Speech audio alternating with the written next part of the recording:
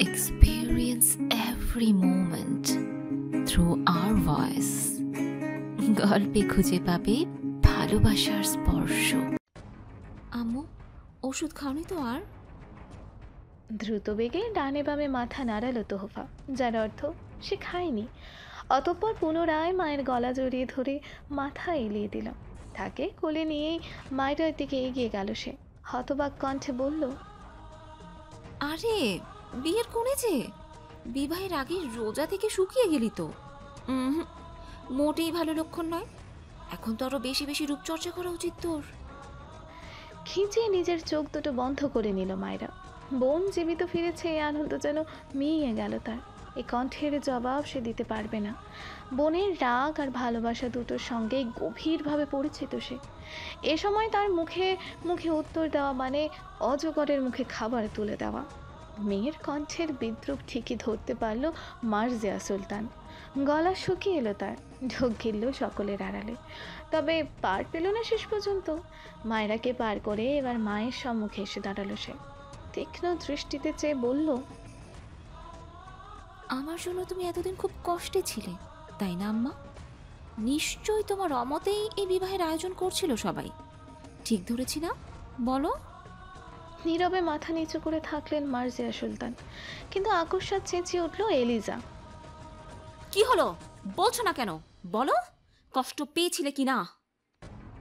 হ্যাঁ মা, কষ্ট পাবো না কেন?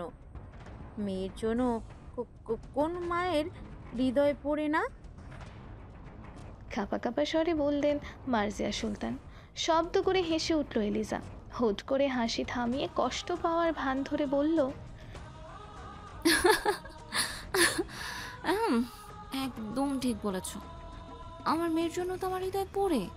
তাই তো এত বিপদ মাথায় নিয়েও লুকিয়ে লুকিয়ে মহলে আসতাম শুধু এক পলক মেয়েকে দেখতে।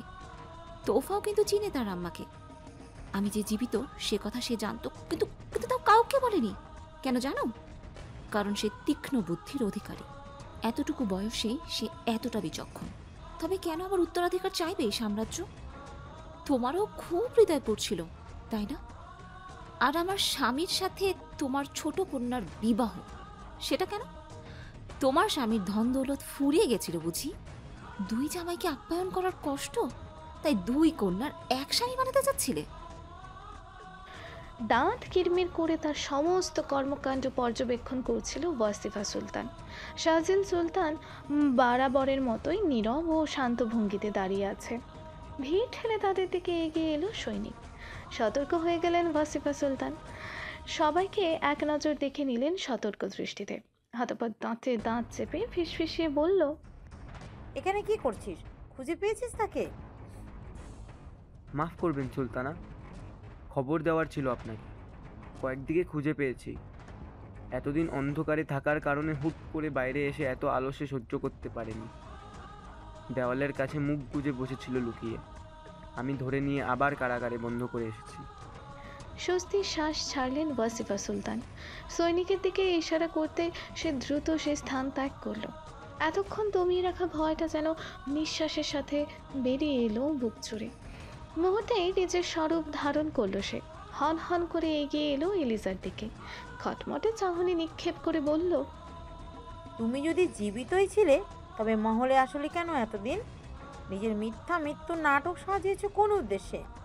এতদিন কোথায় ছিলে, কেন ছিলে, সেই ব্যাখ্যা করতে হবে তোমাকে।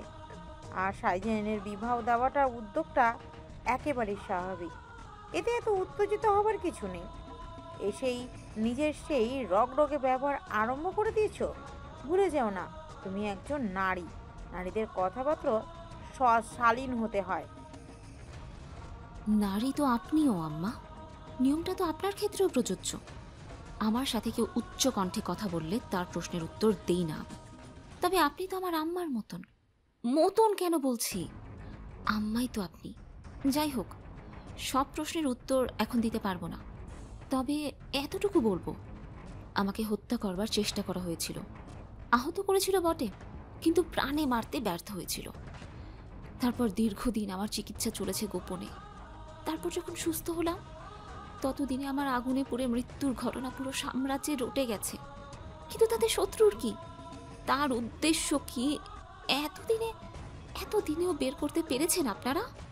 এত সৈনিক নিযুক্ত করেও কি হত্যাকাণ্ড থামাতে পেরেছেন? আকস্মাৎ কমে এলো ঝড়ের প্রবল বেগ। টপ করে মাটিতে পড়ল বোধহয় বৃষ্টির ফোঁটা। ভিড় ফেলে এগিয়ে এলেন সুলতান। বেশ খানিকটা সময় হলো এখানে এসেছে সে। সবকিছু শুনেও দাঁড়িয়েছিল পেছনে। এসব সত্যিই কিনা মিথ্যে বুঝতে সময় লাগছে তার। সে হতবাক নয়নে চেয়ে থাকলো কিছুক্ষণ। বেগমের দিকে এগোতে গিয়েও আবার কি ভেবে পিছিয়ে গেল কয়েক পা। আবারও বুঝি ধোকা দিচ্ছে তার নয়ন। এ যদি তার ভ্রম হয় তবে তো ছুলেই হারিয়ে যাবে সে। কিন্তু সকলের স্তব্ধ চাহনি যেন তাকে মানতে বাধ্য করলো যে এ কঠিন বাস্তবতা। তবে কি সত্যিই ফিরলো তার এলিজা? তার অসাড় হয়ে আসা দেহটাকে টেনে টেনে খানিক এগিয়ে নিয়ে গেল সে। ঠোঁটের ফাঁক পেয়ে বেরিয়ে এলো আবেগ ঘন ডাক। এলিজা। ঈদের আমেজ নিয়ে চাঁদ উঠেছে গগনে। আকাশ জুড়ে অজস্র তারকাবিন্দুর উচ্ছ্বাস। শেষ বিকেলও বৃষ্টি পড়েছে, অথচ রাত নামতে পরিষ্কার সব কিছু। মিটেছে প্রকৃতির গুমট ভাব, শীতল হয়েছে আবহাওয়া। মহলের আনাচে কানাচে খুশির আমেজ। সম্রাজ্ঞীর আগমন যেন ঈদের আনন্দকে করেছে দ্বিগুণ। তার আগমনে প্রজারা যেমন আনন্দিত, ঠিক তেমনি গোপনে কেউ প্রচণ্ড অসন্তুষ্ট। মহল ঝলমল করছে অগণিত মোমবাতির আলোতে। থেকে থেকে মৃদু হাওয়া দুলছে আগুনের শিখা। তানহা এখন কিছুটা সুস্থ, তবে পুরোপুরি নয়। মহলের ছাদে চাঁদ রাত পালন করতে সে কি বিশাল আয়োজন। ছাদের মেঝেতে বিছানো হয়েছে বিশাল মাদুর। সোনালি আর লাল সুতোর মিশ্রিত কারুকার্য রয়েছে তাতে। কোনায় কোনায় জ্বালানো হয়েছে বিশাল বিশাল বাতি। মাথার উপরে শুভ্র চন্দ্র। প্রশান্তির জন্য আর কি লাগে? মাদুরে বসে আমি যে মেতেছে আজমাইন মাহতাব, শেহজাদি মায়রা, শেহজাদি তানহা, তোহফা সহ সেবক সেবিকাগুলো। ফাইজা এক কোণে বসে সাজগোজ করছে, তা দেখে হা হুতাশ করছে হাফসা। ওয়াসিফা সুলতানের এসব কোনো কালেই পছন্দ ছিল না, তাই সে নিজ কামরায় বসে আছে। সুলতান শাহজিল একবার এসে দেখে গেছে সব কিছু। মার্জিয়া সুলতান হন্তদন্ত হয়ে নিজ সাম্রাজ্যে ফিরেছে কোনো এক অজ্ঞাত কারণে। তোহফা আজ ভীষণ খুশি। একে তো ঈদ, তার ওপর তার আম্মা ফিরেছে। আনন্দ যেন ধরছে না তার। খুশিতে লাফালাফি করছে সে, নিঃশব্দে হাসছে। কি চমৎকার সেই হাসি! সুলতানের কামরায় তারের সম্মুখে শক্ত পাহারা। পুরো মহল ঈদ আনন্দে মেতে উঠলেও এই একটি কামরা বোধ হয় পায়নি এখনো ঈদের খবর। তাই তো এত বিষাদ তার দেয়ালে দেয়ালে। গালে হাত দিয়ে মাথা নুইয়ে রেখেছে এলিজা সুলতান। গালটা ব্যথায় টনটন করছে। 5 আঙুলের দাগও হয়তো পড়ে গেছে তার ফর্সা মুখটাতে। নয়নজোড়া অনুভূতি শূন্য। সম্মুখেই সুলতান দাঁড়িয়ে আছে পিছনে ফিরে, শক্ত চোখে চেয়ে আছে দেয়াল মুখ হয়ে। সে কি তবে দেখতে চাইছে না তার বেগমকে?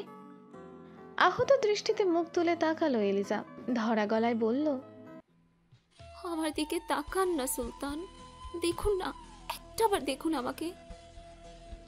কেন আমার সাথে এমন নিখুঁত ছলনা করলে তুমি এলি? জীবিত হয়ে মৃত্যুর স্বাদ ছড়িয়ে দিলে আমার হৃদয়ে। ভেসে এলো সুলতানের শক্ত কণ্ঠস্বর। আমি নিরুপায় ছিলাম, বিশ্বাস করুন। আমি প্রতারণা করতে চাইনি, বাধ্য হয়েছিলাম নিজেকে আড়াল করতে। প্রিয় মানুষের বিশ্বাসঘাতকতা কতটা পোড়ায় জানো? 2 বছর প্রিয় মানুষটার মৃত্যু বুকে ধারণ করার যন্ত্রণা তুমি উপলব্ধি করতে পারো? ছলছল করে উঠল ইলিজার নয়ন। দাঁতে দাঁত চেপে ঢোক গিলে আটকাতে চাইল অশ্রুর ফোয়ারা। সামান্য এগিয়ে সুলতানের হাত ধরতে চাইলে সে ছিটকে সরিয়ে নেয় নিজের হাত।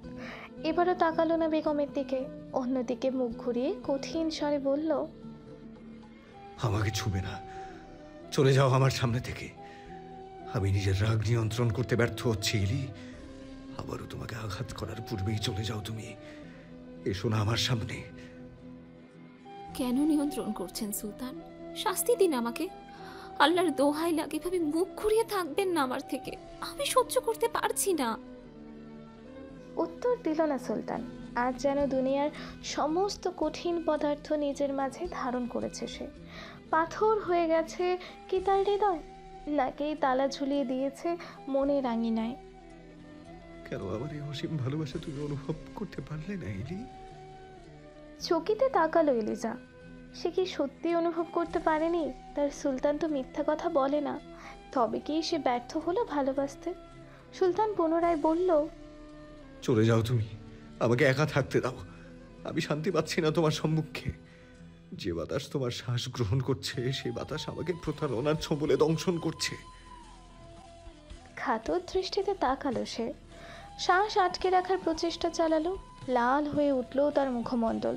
সে আহত স্বরে শুধালো, আপনি কি এখন আর আমাকে ভালোবাসেন না সুলতান? বিশ্বাসঘাতককে ভালোবেসে ধ্বংস বয়ে আনতে বলছো? সেই ধ্বংসলীলাতেও আমি আপনাকেই চাইব। আচমকা তেরে এলেন সুলতান। চোখের মনির আশেপাশে যেন রক্ত জমাট বেঁধেছে। হিংস্রতার চাহনি। কিছু বুঝে ওঠার পূর্বে শক্ত করে চেপে ধরলেন বেগমের হাতের কবজি। এতটাই শক্তি প্রয়োগ করেছে যে মুহূর্তেই অশ্রু নেমে এলো তার চোখে। ব্যথায় মৃদুস্বরে আ করে উঠল।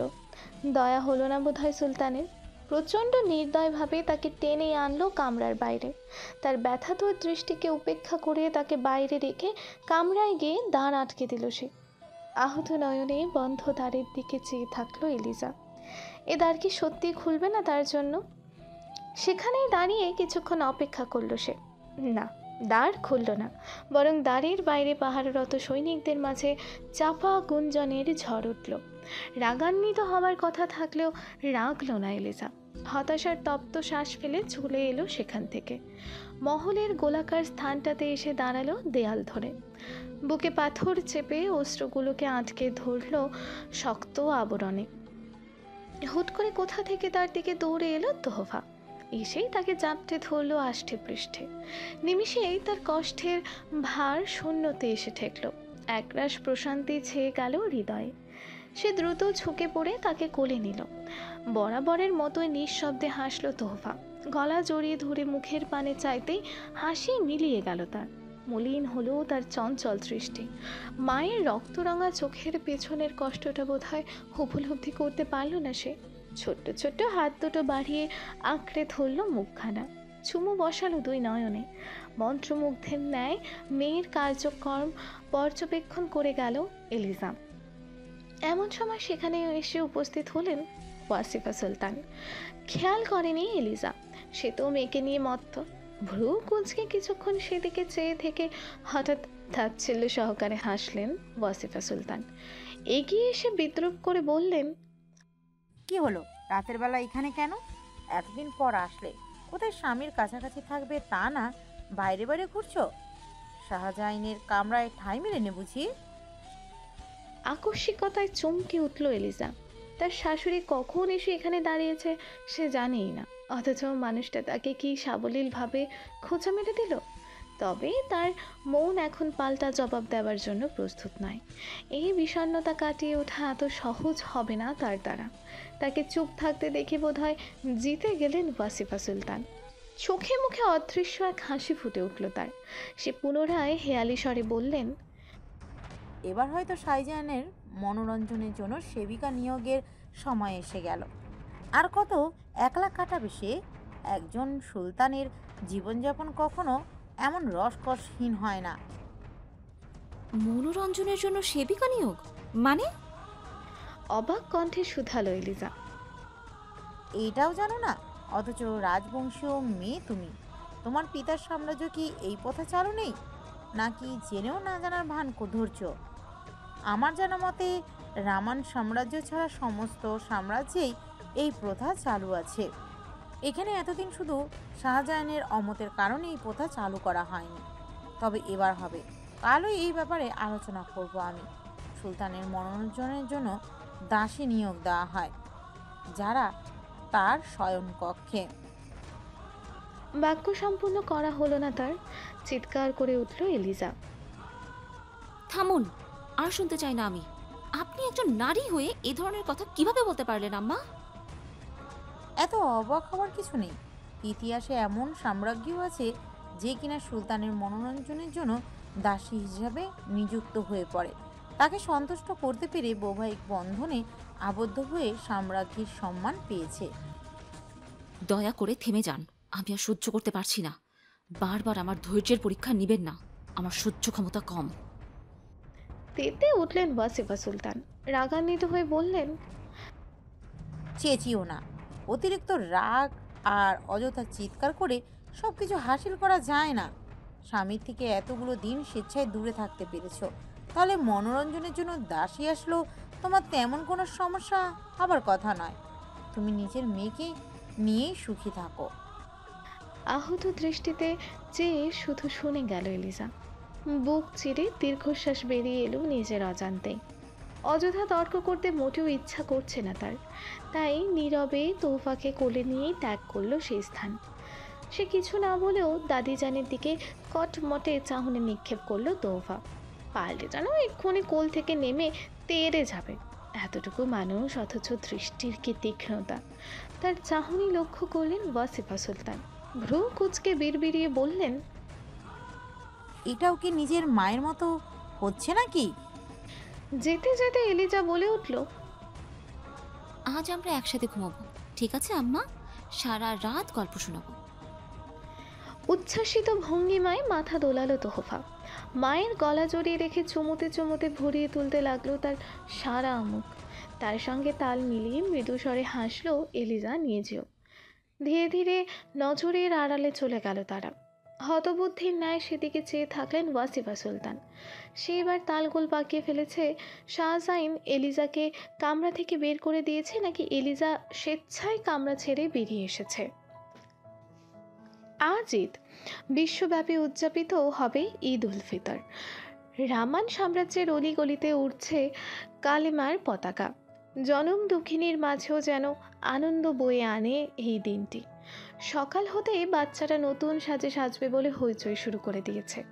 পুরুষরা গোসল সেরে প্রস্তুতি নিচ্ছে নামাজে যাবার। নারীদের সে কত কাজ! রান্নাবান্না সেরে তবে না গোসল। সেমাই রান্না হচ্ছে ঘরে ঘরে। মহলের রন্ধনশালার ভিড় আজ দেখার মতো। হরেক রকমের পদ রান্না করতে গিয়ে নিঃশ্বাস নেবার সময়টাও বোধহয় পাচ্ছে না রাঁধুনিরা। ফাইজা রেগে কিরমির করছে।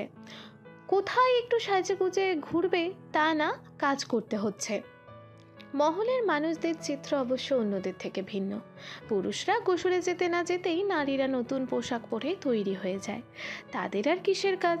শেহজাদি তানহা ও শেহজাদি মায়রা দুজনেই আজ সফেদ রঙা গাউন পরিধান করেছে। মহলের এদিক ওদিক ঘুরছে তারা নিজেদের মতো করে। আসমাইন মাহতাব নিজের পোশাক পরে নিয়ে আগেই প্রস্তুত হয়ে গেছে।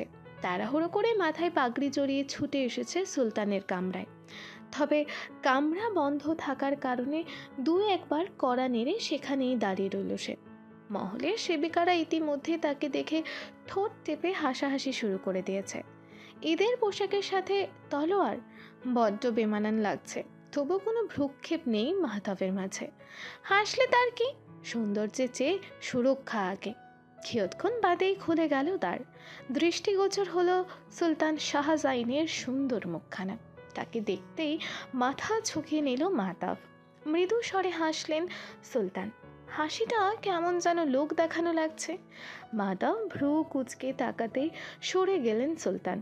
মাথায় নতুন সবুজ রঙা পাগড়িটা পরতে পরতে বললেন, কি ব্যাপার মাহতাব, ঈদের দিনেও তলোয়ার?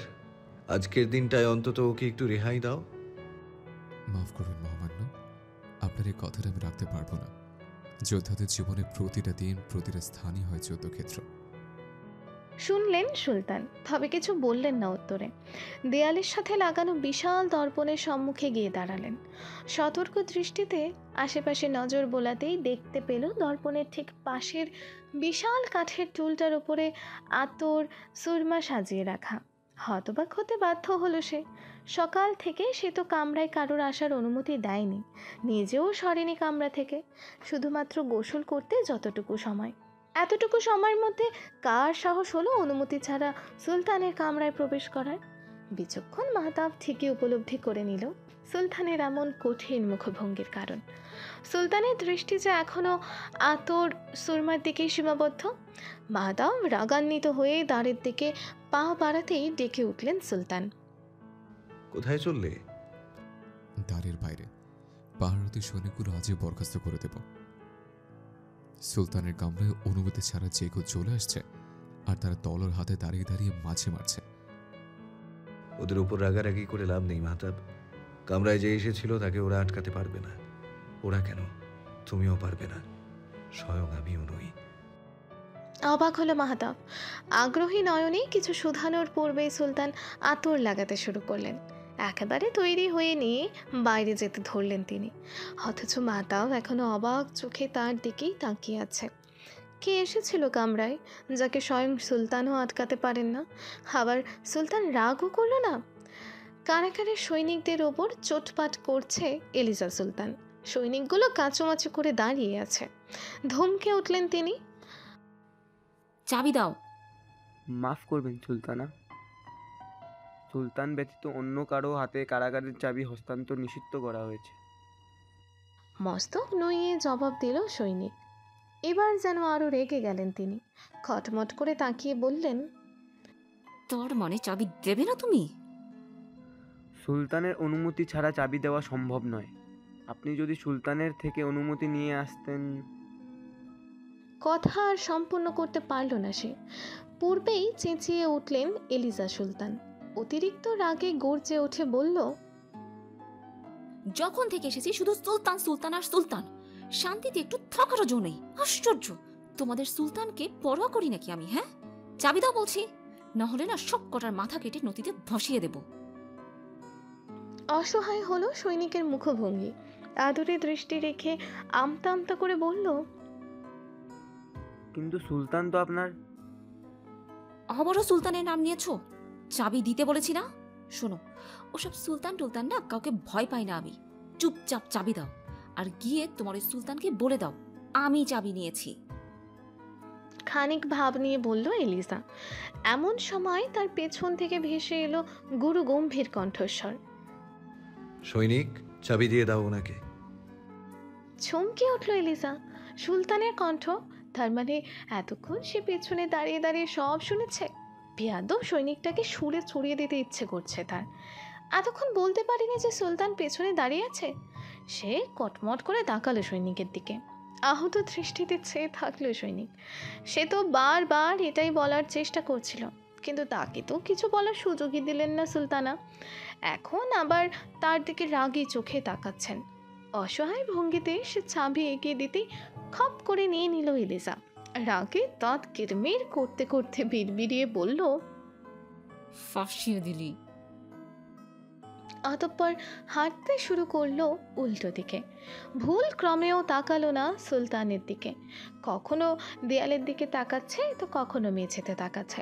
বিরক্ত কণ্ঠে বলে উঠছে, দেয়ালের রং চটে গেছে, এগুলোকে কেউ চোখে দেখে না।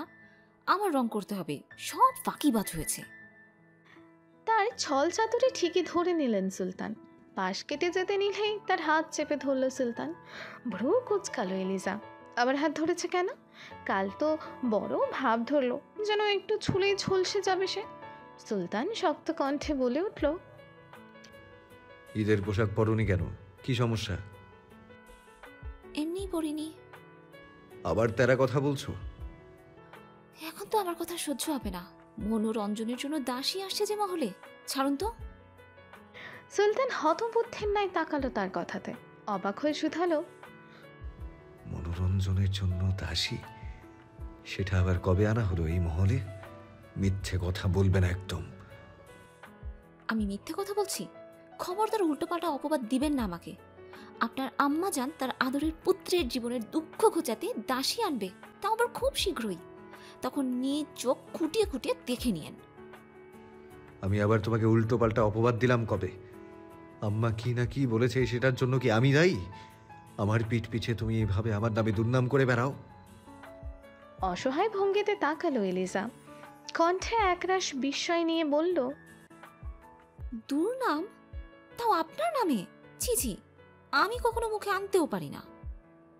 আচ্ছা, তাই নাকি? তাহলে একটু আগে সৈনিকদের কি বলছিলে ওগুলো? সুনাম করছিলে বুঝি? আমার মান সম্মান তুমিই শেষ করে দেবে কবে জানো? টেনে নিজের হাত ছাড়িয়ে নিল এলিজা। সৈনিকটাকে এখন কাঁচা চিবিয়ে খেতে ইচ্ছে করছে তার। আমতা আমতা করে বলল, ওটা ওটা তো ওটা তো এমনি আর কি। হতাশার শ্বাস ফেললেন সুলতান। তপ্ত শ্বাস ফেলে বললেন, থাক, বলতে হবে না, তোমাকে চিনি আমি। যাও, পোশাক বদলে নাও, নামাজের সময় হয়ে যাচ্ছে আমার। নামাজের সময় হচ্ছে আপনার, আর আমি কেন পোশাক বদলাতে যাব? তাছাড়া এই পোশাকটা মোটেই খারাপ নয়। দেখি, শুনুন তো, যেতে দিন আমাকে। এত কথা বলো না, ঈদের দিন নতুন পোশাক পরতে হয়। শান্ত কণ্ঠ সুলতানের। কিন্তু আমার এখন পোশাক বদলাতে ইচ্ছে করছে না। আপনি নামাজে চলে যান মহামান্য সুলতান। আপনি না গেলে তো নামাজ শুরু করতে পারবে না বেচারা ইমাম। ধমকে উঠলেন সুলতান। একদম চুপ, তাড়াতাড়ি পোশাক বদলে এসো, যাও। আরেকবার বলা লাগলে এমন থাপ্পড় লাগাবো যে। আবার মারবেন? কালকের মারের দাগ লুকাতে মুখে কত কিছু লাগাতে হয়েছে জানেন? রীতিমতো যুদ্ধ করতে হয়েছে মুখের সাথে। আর একটু হলে মেয়ের সামনে ইজ্জতই চলে যেত। আর আপনার আম্মা, তিনি তো তৈরিই থাকেন কথার তীর নিয়ে। যদি বুঝতে পারতো যে আমাকে মেরেছেন, তাহলে এতক্ষণে আপনার তৃতীয় বিবাহের না ঘোষণা হয়ে যেত। কিন্তু আমি তো এখনো দ্বিতীয় বিবাহ করিনি, তৃতীয় বিবাহের ঘোষণা কিভাবে হতো? দ্বিতীয় বিবাহ করেননি তো কি হয়েছে? ঘোষণা তো দেওয়া হয়েছে। আপনি না আসলে তো করেও নিতেন। জানি না আমি ভেবেছেন? হাজার হলেও পুরুষ মানুষের মন বলে কথা।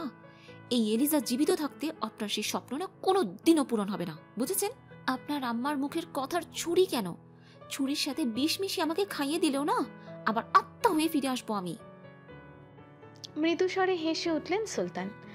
আচমকা এগিয়ে এসে আঁকড়ে ধরল তার মুখখানি। গালটাতে আঙুল ছুঁয়ে দিয়ে আদুরে কণ্ঠে শুধালো, বেশি ব্যথা পেয়েছিলে? এতক্ষণ যেন এই সুযোগটাই খুঁজছিলেন এলিজা সুলতান। কথাটা বলতেই তেতে উঠলেন তিনি। দাঁত কিরমির করতে করতে বলল, না, ব্যথা পাইনি, খুব মজা লেগেছে। নিজের গালে না একটা মেরে দেখুন। মেরে মেরে এখন আবার আধিক্যতা দেখানো হচ্ছে। হাত ছিটকে সরিয়ে দিয়ে হনহনিয়ে চলে গেল সে। সেদিকে চেয়ে আনমনে হাসলেন সুলতান। বিড়বিড়িয়ে বললেন, এর চেয়ে বেশিক্ষণ যে নিজের রাগ আমি ধরে রাখতে পারবো না, তা তুমি আগেই জানতে এলি। ছলো না কেন? তুমি যদি আমার বুকে আসতো তলোয়ারটাও ঢুকিয়ে দাও, তবুও তোমার 7 খুন মাফ আমার কাছে। তোমাকে দেখতে, তোমার সুঘ্রাণ পেতে 2 বছর অপেক্ষা করতে হয়েছে আমাকে। আর আজ কিনা তোমাকে কাছে পেয়েও ভালো করে না দেখে নামাজে চলে যাব, তা তো হবে না। সুলতানকে খুঁজতে খুঁজতে এদিকেই আসছিল মাহতাব। হুট করে দূর থেকে সুলতানকে এইভাবে একা একা হাসতে দেখে যার পরনায় অবাক হলো সে। হয়েছেটা কি আজ সুলতানের? তাকে দেখতেই হাসি মিলিয়ে গেল সুলতানের। পুনরায় গম্ভীর হয়ে উঠল সে। তবে মনে মনে দৃঢ়ভাবে আফসোস করলো, কেন সে সুলতান হলো? চারিদিকের এত এত পাহারা, সৈনিক, সেবক সেবিকাদের ভিড়ে দুদণ্ড বেগমের সাথে কথাও বলা যায় না। নিজের অনুভূতি প্রকাশ করতেও সতর্ক থাকতে হয়। সে তো সাধারণ কোনো মানুষও হতে পারত, সাধারণ প্রজা হতে পারত সে। ছোট্ট একটা ঘর থাকতো তাদের। হুট করে মনে পড়ল, এলিজা তো শেহজাদী ছিল। তার মতো সাধারণ প্রজার সাথে কিছুতেই বিবাহ দিত না তাকে।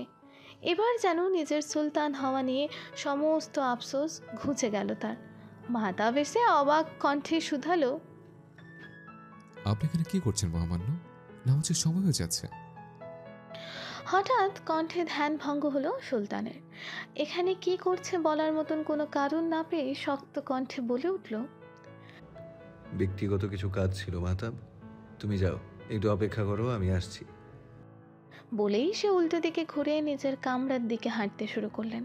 হতবাক মাহতাব তার ভাবভঙ্গির আগামাথা কিছুই ধরতে পারল না। সে কি বেশি ভাবছে, নাকি সুলতান কিছু লুকাচ্ছে তার থেকে? নিজ কামরায় বেশ কিছুক্ষণ ধরে পায়চারি করছেন সুলতান, তবু বেগমের আসার কোনো খোঁজ নেই। ওদিকে বারবার সৈনিকেরা উচ্চ কণ্ঠে সকলকে নামাজে দাঁড়াতে আহ্বান করছে। মেয়েটা কি তাকে জ্বালাতে চাইছে, নাকি প্রতিশোধ নিচ্ছে গতকালের ব্যবহারের জন্য? আরও কিছুটা সময় অপেক্ষা করে সে বিরক্ত হয়ে কামরা ছেড়ে বেরিয়ে এলো। রাগে লাল হয়ে উঠেছে তার মুখশ্রী। ইচ্ছে তো করছে হাতের কাছে পেলে ঠাটিয়ে একটা লাগাতো। মাহতাবকে পেয়ে তাকে সাথে নিয়ে হনহন করে এগিয়ে গেল প্রধান দ্বারের দিকে। এমন সময় পেছন থেকে শুনতে পেল বেগমের কণ্ঠস্বর, নরে না আম্মু, শান্ত হয়ে দাঁড়াও তো, তাজটা পরিয়ে দিই।